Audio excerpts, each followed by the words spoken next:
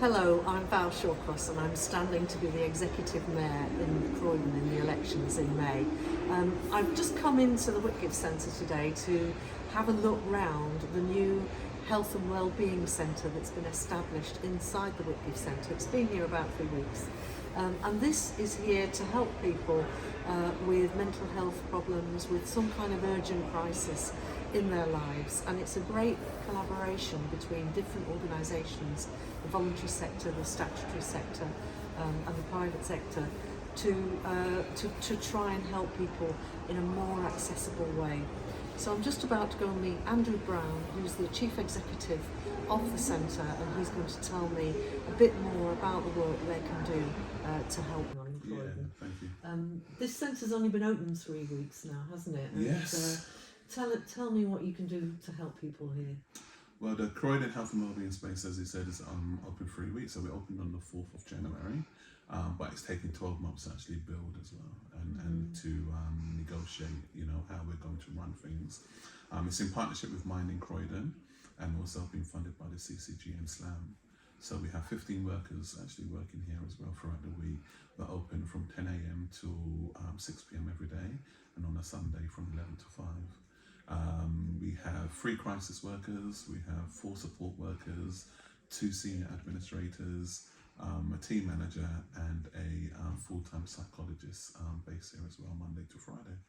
So that's what we're doing here. What are the typical kinds of problems that people come in with? I would say in the first 3 weeks that we've been open, I would say housing is definitely number one. And of course, if you have issues around your housing, that also leads to mental health as well. We've had some issues around DV, and we've had some issues around homelessness as well. But I would definitely say housing seems to be the number one issue so far. It is really fantastic to see a collaboration between different organisations. It's good to see something, new and positive opening. Yeah. So whose brainchild was this, and what have the organisations all put in together in partnership? I would love to say it was my idea, etc. But no, we have the CCG, so the Croydon Clinician Commissioning Group, and it's all about the transformation of what they want to do over the next 5 years. So this hub is actually the first of 3 in Croydon. So we've got this one here, the next one being Thornton Heath, and the next one after that will be in south of the borough. And they came up with the idea of then tasked myself and Mind in Croydon as well to work together to develop this particular hub and space. But what was good about it is they said, here's the idea, we want you to go, we want you to speak to the community, we want your ideas, your colours.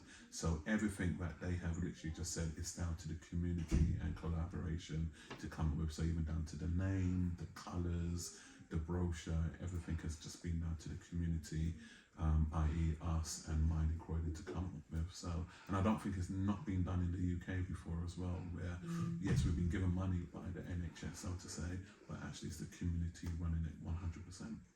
And you don't turn people away, do you? I mean, anybody with a mental health problem or in a crisis, they can just turn up here. That's unusual, isn't it? It is very unusual. So yeah, I said we're open from 10 o'clock.